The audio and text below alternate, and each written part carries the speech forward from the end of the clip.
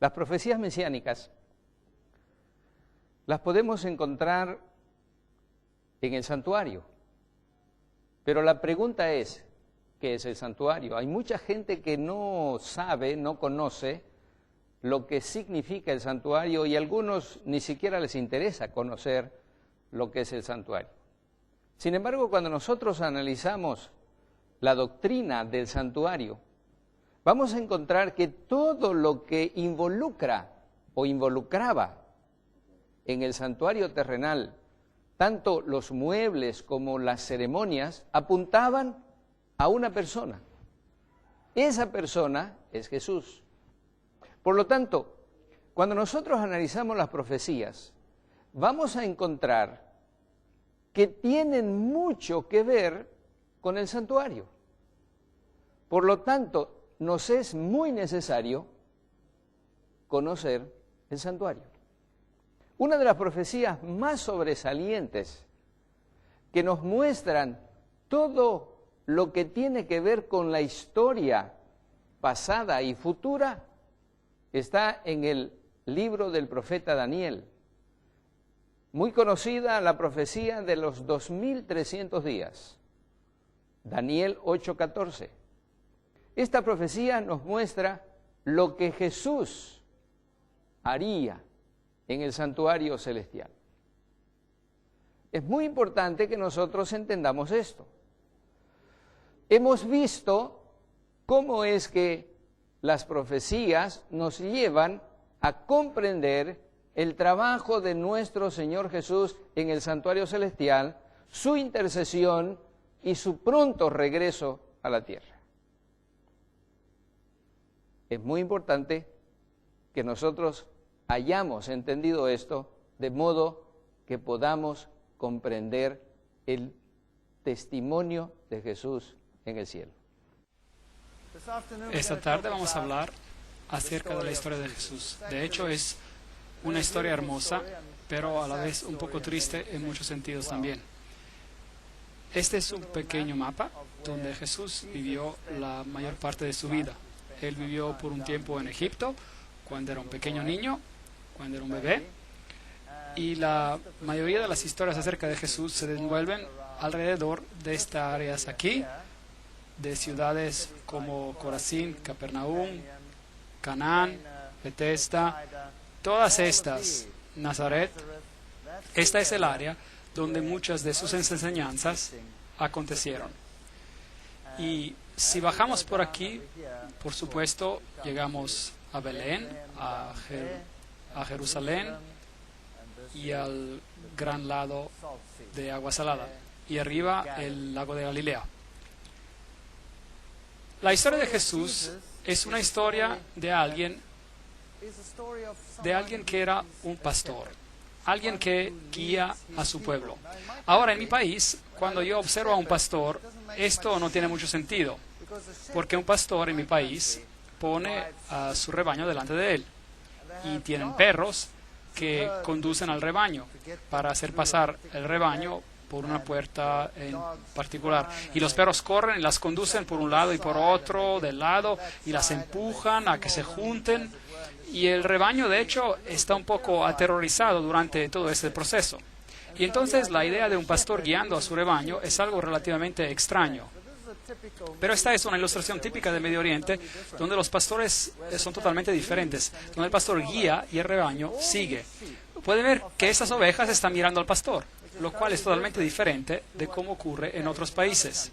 Esta es una escena típica de un pastor en el Medio Oriente, donde tiene al pastor y su pequeño rebaño alrededor de él. Y nuevamente todas las ovejas lo están mirando. ¿No es hermoso? Me gusta. Y este hombre tenía una cara tan rugosa que tuve que tomarle una foto. Aquí tomamos un pequeño video de una escena típica de un pastor, y nuevamente el rebaño está atrás y el pastor está delante. Y ellos confían en su pastor, las ovejas. Veamos el video.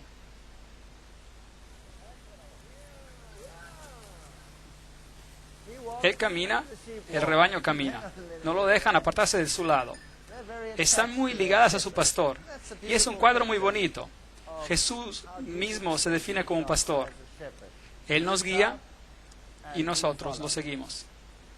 La historia de Jesús es la historia más maravillosa que ha ocurrido en el universo.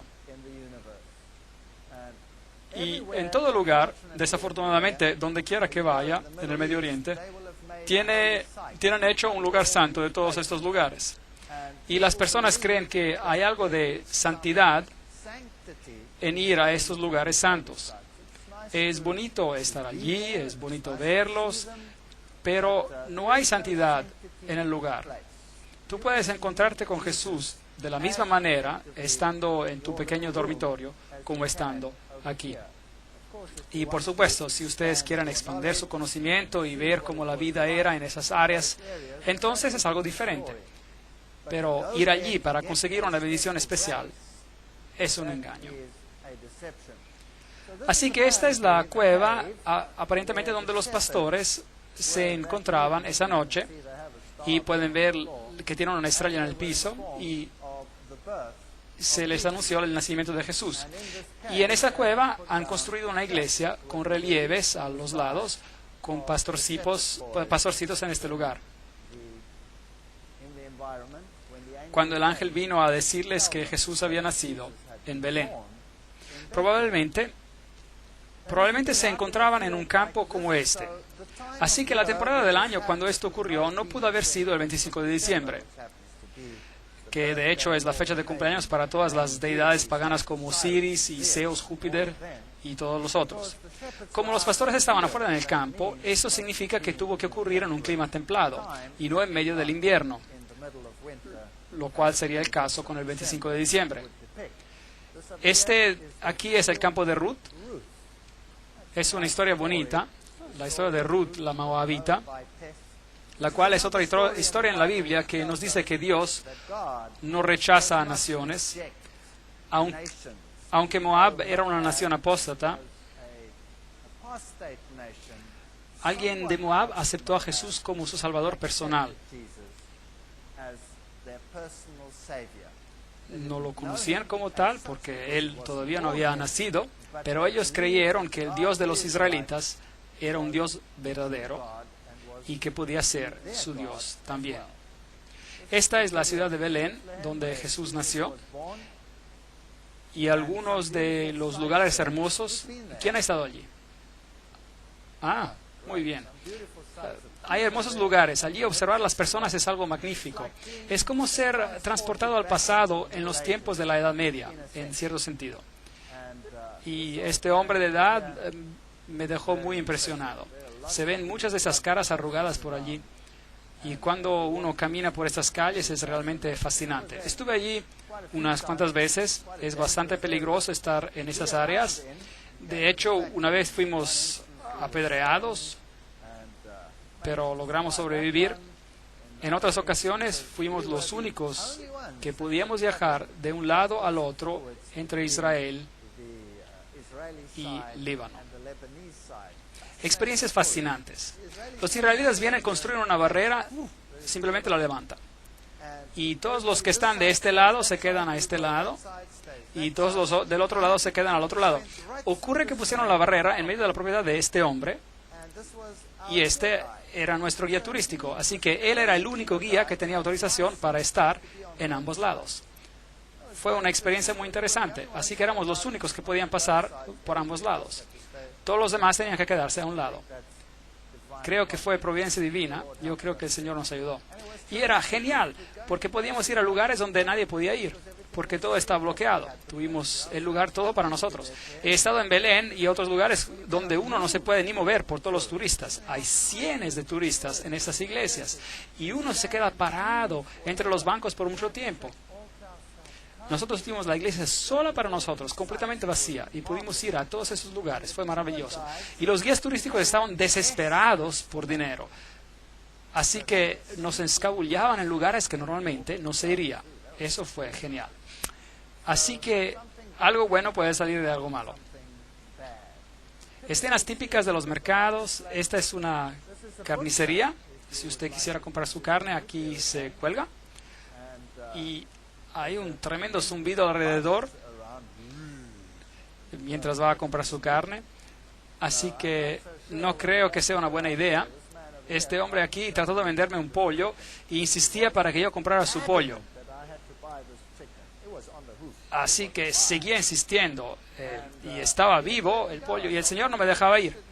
Y yo le dije que yo no estaba interesando, pero no me dejaba ir.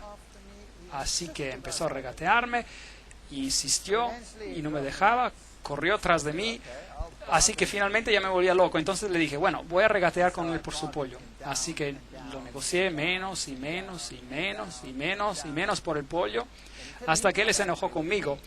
Y eso estaba muy bien. Y entonces ya negocié aún más y finalmente se enojó y me dijo, ya, tenga su pollo gratis. Y yo le dije después que era vegetariano. Se quedó mirándome, totalmente incrédulo. No podía creer que algo parecido fuera posible.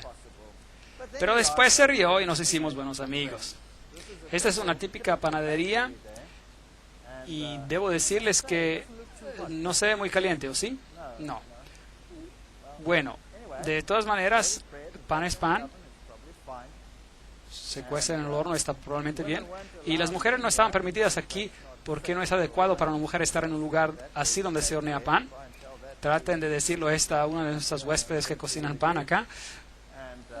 No creo que ella esté de acuerdo. Pero bueno, sin embargo, esta iglesia famosa de la Natividad, donde Jesús nació, así se supone. No sabemos nunca si esos lugares tanto son los lugares verdaderos. Algunos de ellos probablemente son correctos. Y este probablemente podría representar el lugar donde Jesús nació. Y estos, por supuesto, estos lugares fueron escogidos temprano en la historia. Y este en particular por la madre de Constantino. Y ella encontró que este era el lugar. Y por eso construyó esta iglesia, la cual era una iglesia bizantina, lo que significa que era ortodoxa.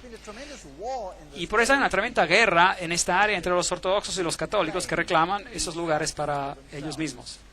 Esta guerra no se resolvió hasta la llegada del movimiento ecuménico y ahora esta iglesia está compartida por la iglesia ortodoxa y la iglesia católico romana y alternan sus misas allí.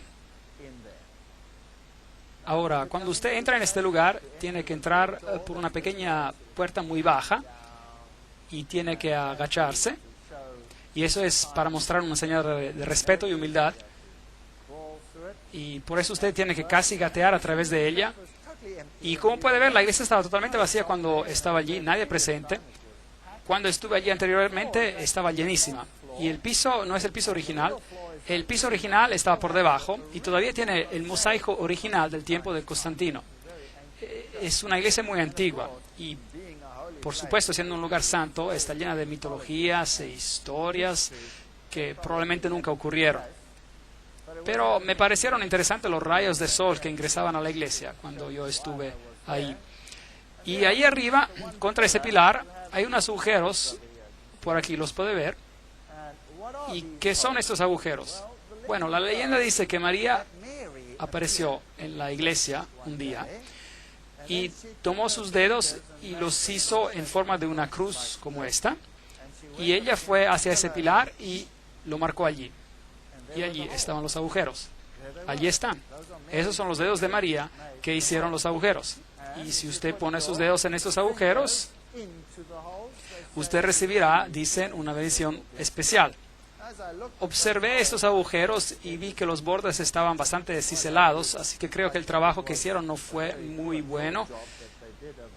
Si realmente fuera divino, entonces los agujeros estarían marcados nítidamente, quemados, me imagino. Entonces esta es la casa de historias que atrae a las personas y se asombrará cómo en tiempos normales la gente se alinea en largas columnas para poner sus dedos allí y realmente creen que recibirán una bendición especial de María si colocan sus dedos allí. Ahora, la iglesia, por supuesto, previamente era más baja.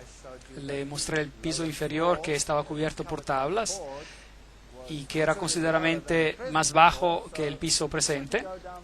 Y así que si usted quiere bajar al lugar original donde alegan que el pesebre de Jesús estuvo, tiene que bajar estas gradas y entrar al sepulcro y ahí está.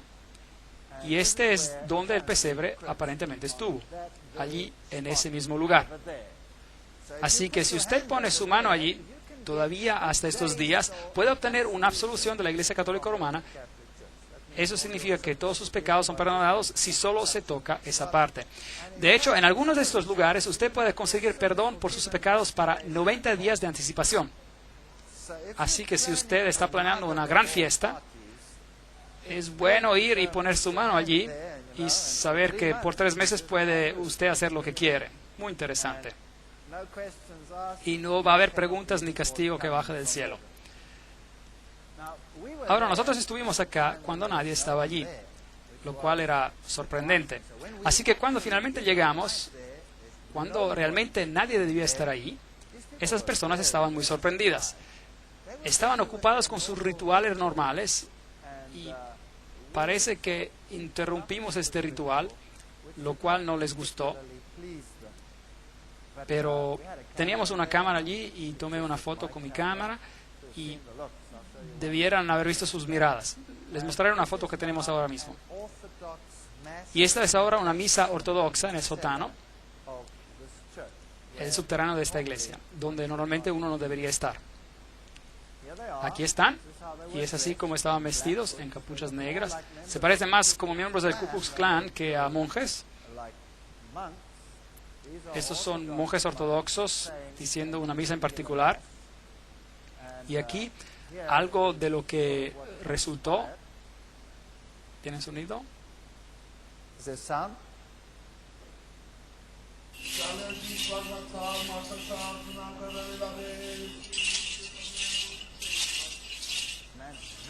El hombre está muy enfadado con nosotros por haberlo fotografiado.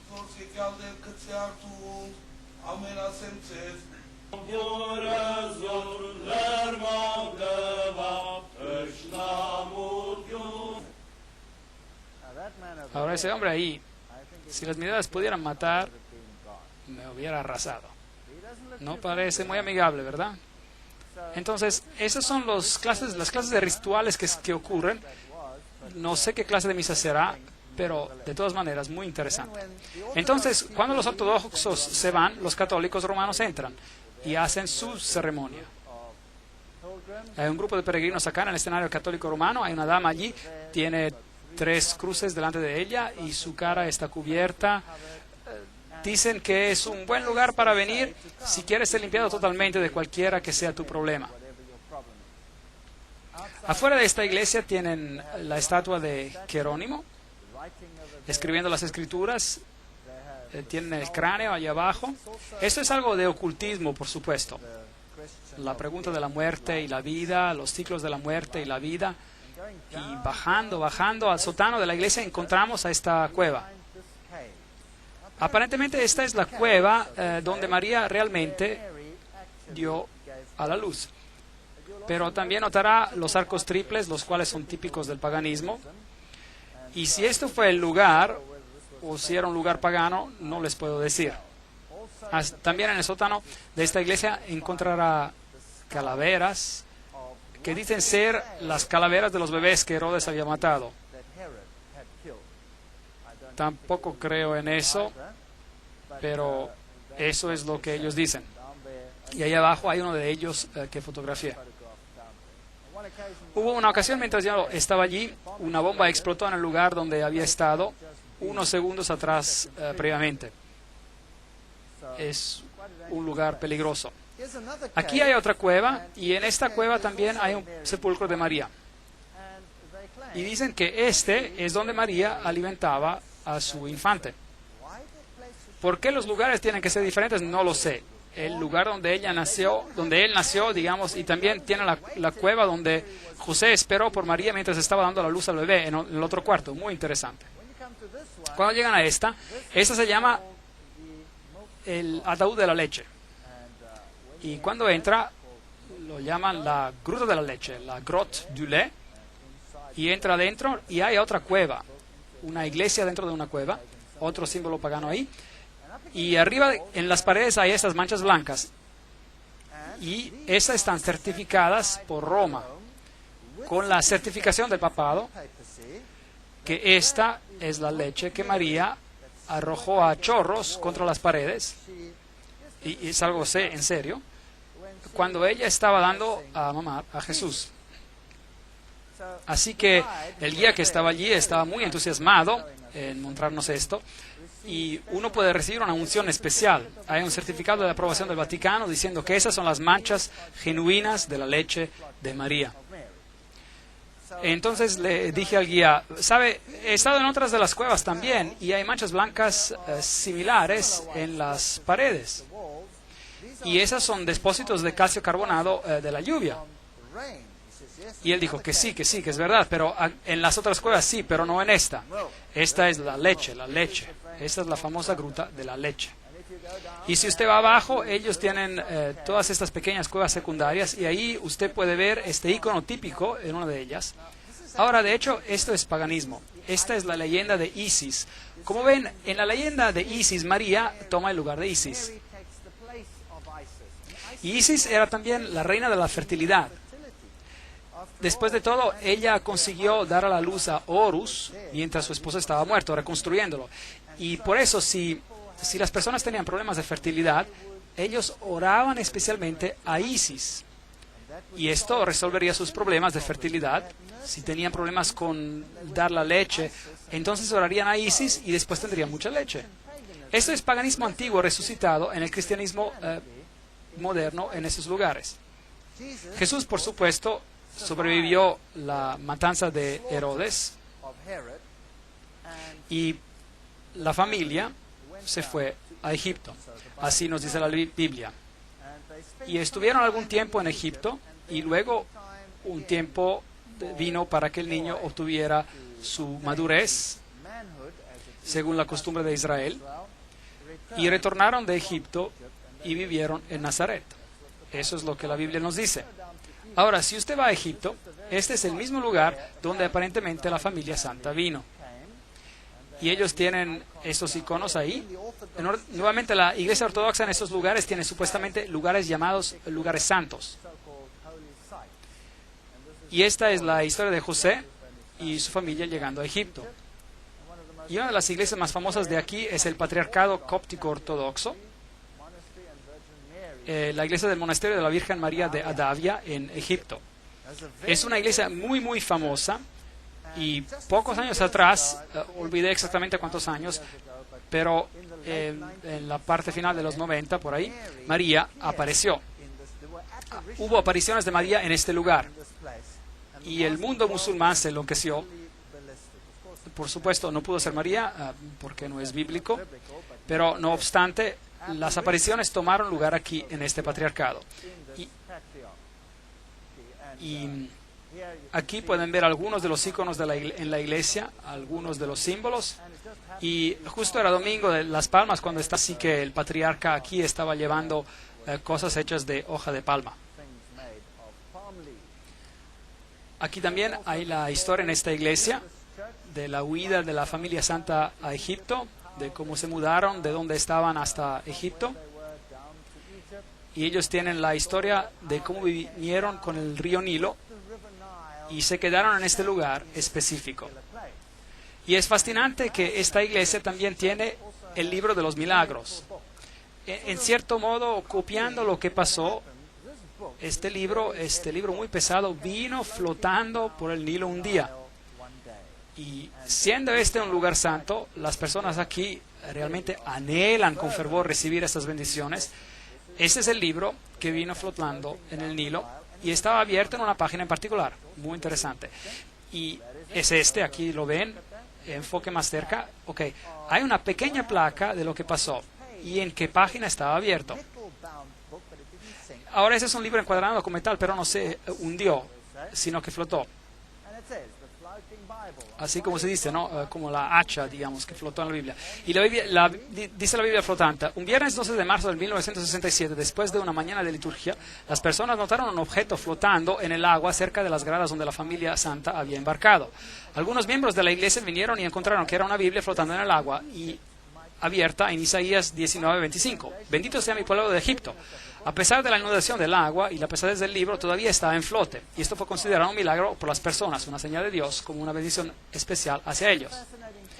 Ahora, ese es un texto fascinante que ellos citan ahí, Isaías 19:25. Claro que no solo dice esto el texto, es un texto que habla de los tiempos finales.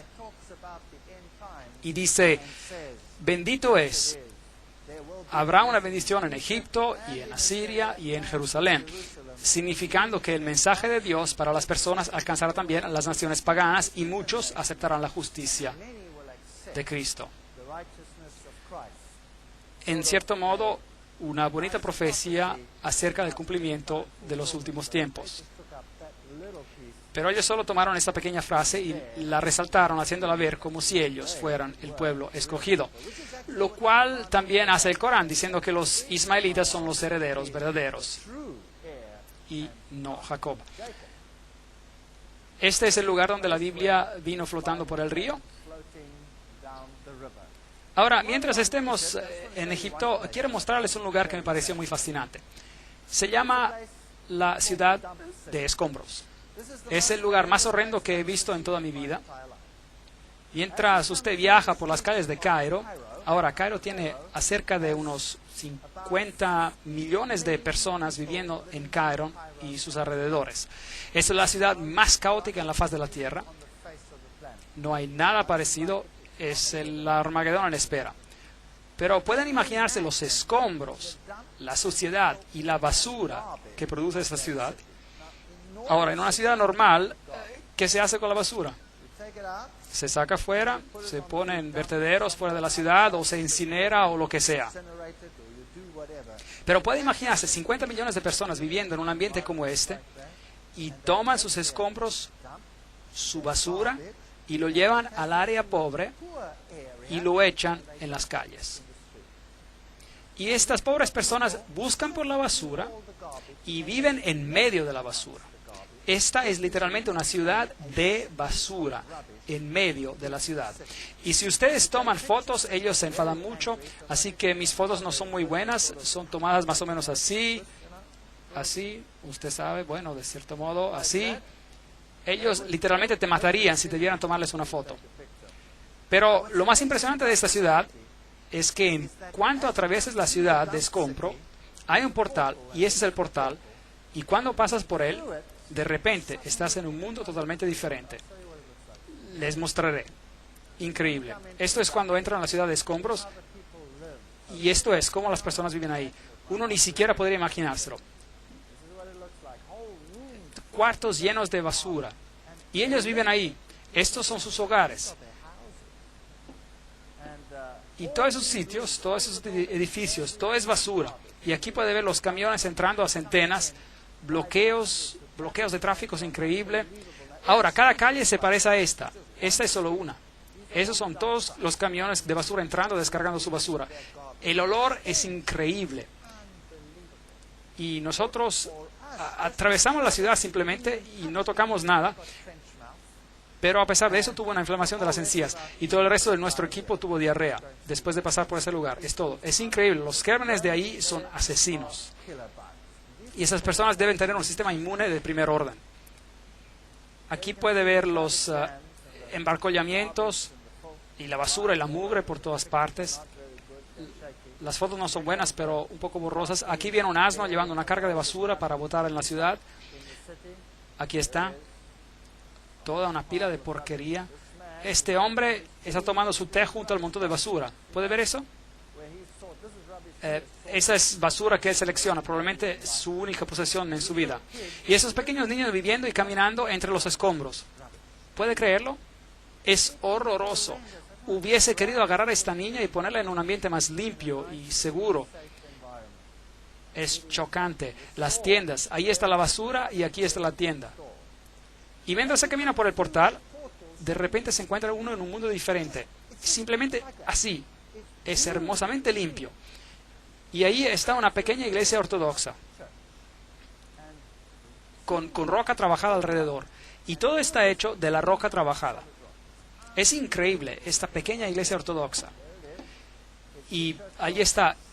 Es una iglesia para el santo Bola. Y usted puede ver que es absolutamente asombrosa.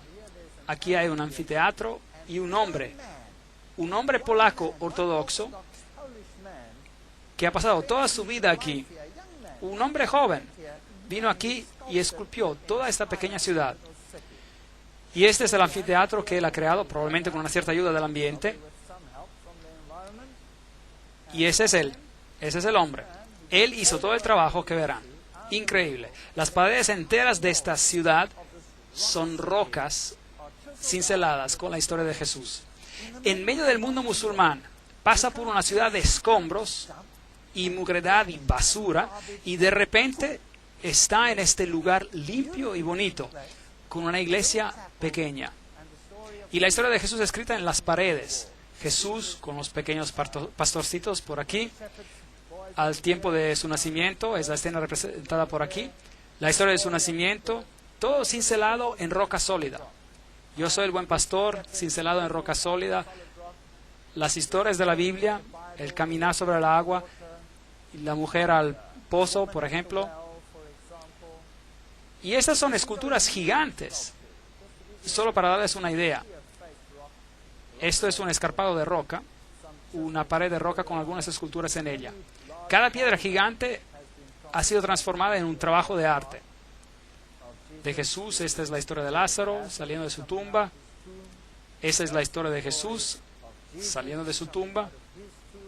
Y ustedes pueden ver las medidas grandes. Esta es la fachada de roca pura donde trabaja. Y he trabajado toda esa área. Y allí tenemos una tremenda historia de Jesús. Acerquémonos. Mientras Él los estaba bendiciendo, aquí Jesús, Él ascendió a los cielos.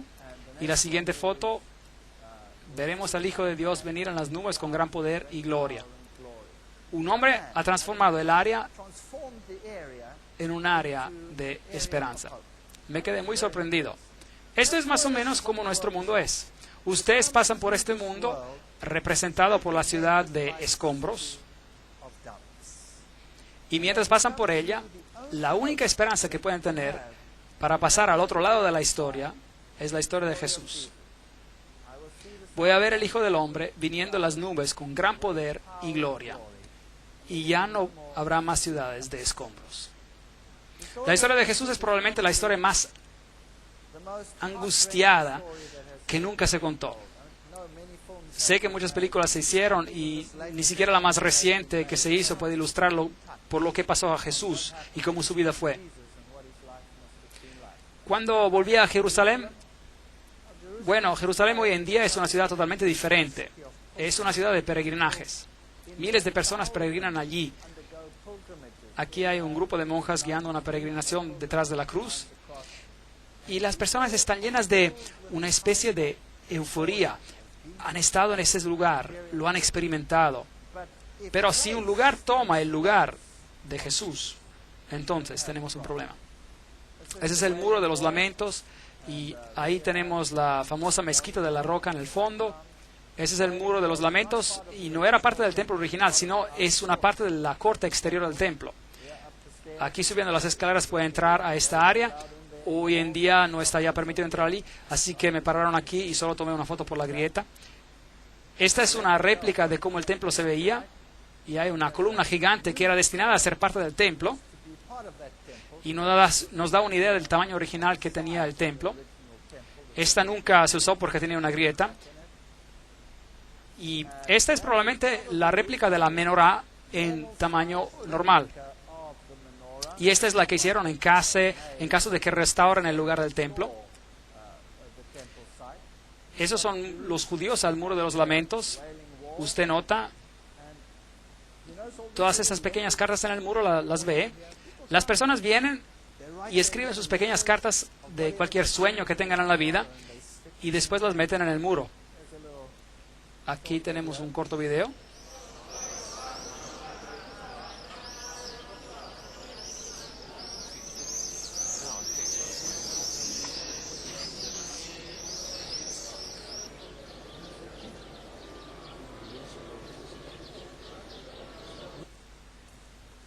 Saben, cuando vi a todos estos ortodoxos judíos muy sinceros frente al muro, mostrando reverencia al muro, me pregunté a mí mismo si solo supieran de la roca de su salvación, si solo pudieran entender que no hay salvación en un muro de ladrillos, que la única salvación está en el que representa. Las personas hoy en día tienden a hacer de lugares sitios santos. ¿Y no es triste? Y después pasan al lado de la persona que esos lugares representan. Debajo del muro hay un túnel y se llama el pasaje secreto. Y cuando pasa por llega a la parte de atrás de este lugar. Y se puede ver donde los judíos ortodoxos y rabinos de rango más elevado se reúnen. Ahora, normalmente esas personas los ignorarían, pero los tiempos han cambiado. Estuve sorprendido. Normalmente si usted viene con un pagano a este lugar, ellos lo detestarían. Le darían una mirada fea. ¿Qué hace este hombre impuro en este lugar tan santo? Estaba sorprendido. Esta vez cuando estuve allí, entrando a este lugar, hace unos cuantos meses atrás, la mayoría de esos rabinos vinieron a rogar por dinero, algo que nunca hubieran hecho hace 2 o 3 años atrás.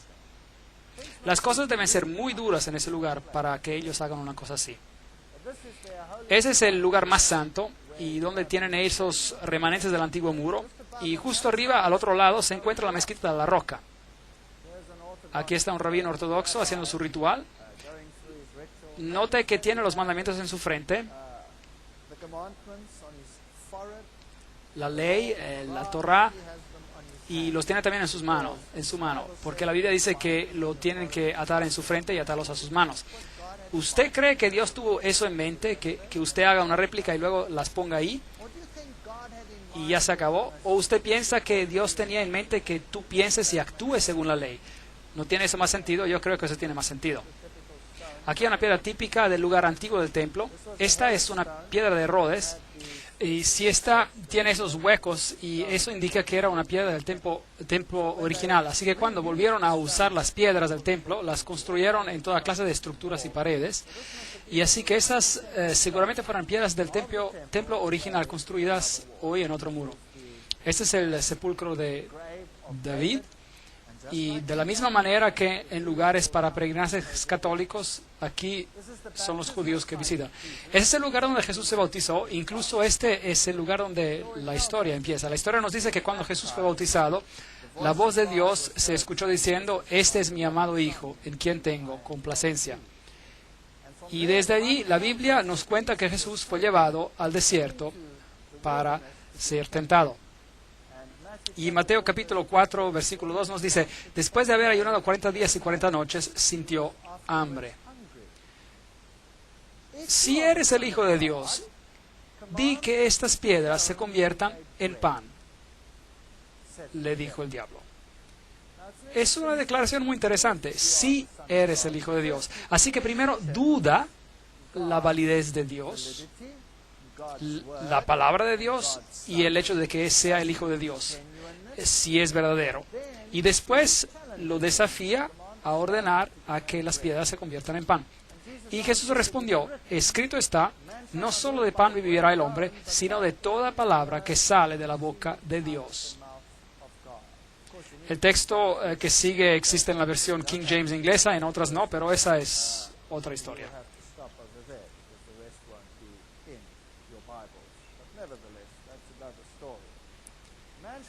No solo de pan vivirá el hombre, sino de toda palabra que sale de la boca de Dios. Ahora, pensamos que las tentaciones no eran tentaciones tremendas, pero realmente lo eran, porque en esas tentaciones Jesús conoció cada condición de la caída del hombre. Cada condición. Lo primero que Adán y Eva hicieron fue de comer el árbol del conocimiento del bien y del mal. En otras palabras, el apetito era bueno para comida. Ese fue uno de sus primeros problemas. Y aquí Jesús triunfó después de ayunar 40 días y 40 noches, donde Adán y Eva fallaron en todo el esplendor y lujo que tenían, conquistando el apetito y conquistando la duda.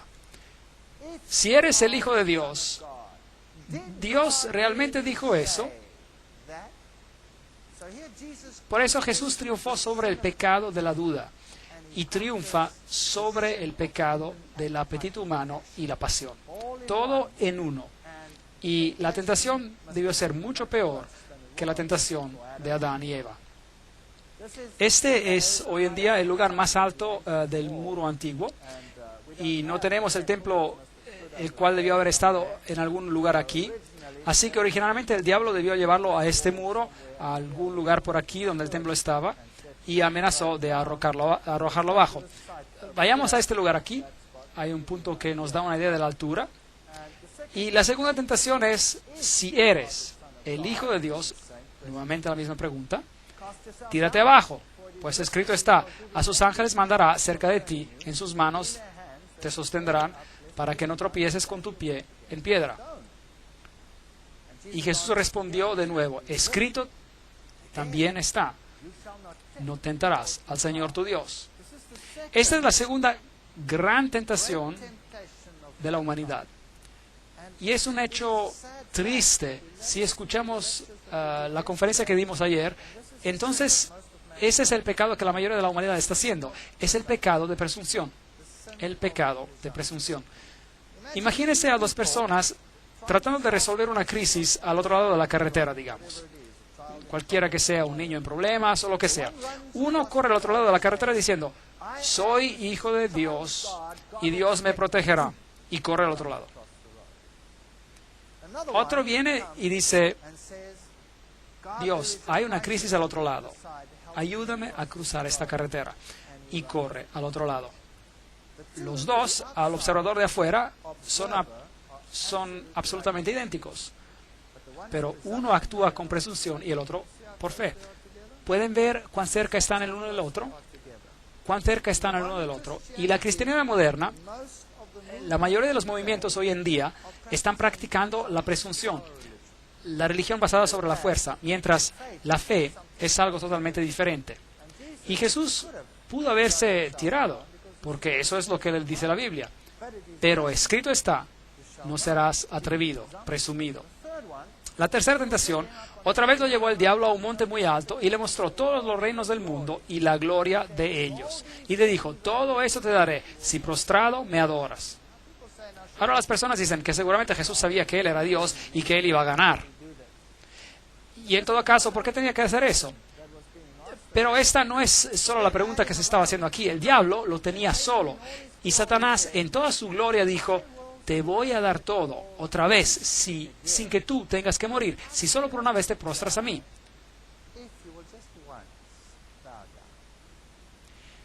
Y claro, el pecado que se tenía que vencer aquí es el pecado del amor al mundo. Y yo creo que muchas personas se perderán por esta misma tentación en particular. Vete, Satanás, porque escrito está: al Señor tu Dios adorarás y solo a Él servirás. El amor al mundo no nos llevará a ningún lugar. Así que esas tres tentaciones, Jesús básicamente triunfa por parte del hombre sobre las mayores tentaciones que tenemos que enfrentar de una forma u otra. Y por supuesto luego se fue al lago de Galilea. Y en el camino allí hay este pequeño pueblo pintoresco llamado Maalula. Y es el único pueblo pequeño que queda en el mundo entero donde el lenguaje que se habla es arameo. Ahora, ese es el lenguaje que Jesús hablaba. Y es muy bonito ir allí. Es un lugar limpio y placentero. Y es también un lugar ortodoxo, en gran parte ortodoxo y musulmán. Y ellos hablan arameo. Y los niños solo hablan arameo. Son muy estrictos con el idioma. Es agradable escuchar cómo suena. Aquí está uno de los sacerdotes ortodoxos dando un servicio en ese lugar en particular. Y fuimos a preguntarle si él oraría el Padre Nuestro para nosotros en arameo, para que podamos escuchar cómo era el lenguaje de Jesús. Y lo voy a compartir con ustedes. أبوناحتي بشمو يجكتش شماخ يثالي مالكاخ جثك الإيروتشاخ يخ بشمو تشيب على رعا أبيح لحماح أخو اليوماح وفرليحتي يوثح يخ من غفر لتمخت عن مينح ولو فاشتخل الناح تشغل بيوثا بيس حصل الناح مشيذا آمين That was our Father, Así que este fue el Padre Nuestro Aramaic. en arameo. The Sea of Galilee, El lago de Galilea, an amazing un lugar maravilloso. Ese es supuestamente uno de los sitios, hay más de un sitio, pero ese es uno de los lugares donde la boda de Cana aparentemente aconteció. Y puede ver las tinajas ahí, es así como las tinajas originales se ven. actually looked like, and Y como esta, esas eran las tinajas de piedra áspera, donde primero vaciaron el líquido y luego lo guardaron en esas tinajas de barro. and this over here Y eso aquí es la ciudad de Jesús. of Jesus. This Aquí es donde Jesús llevó a cabo la mayoría de su obra y predicó la mayoría de sus sermones, la ciudad de Capernaum. I'll take you Y los llevaré ahí en la siguiente sesión.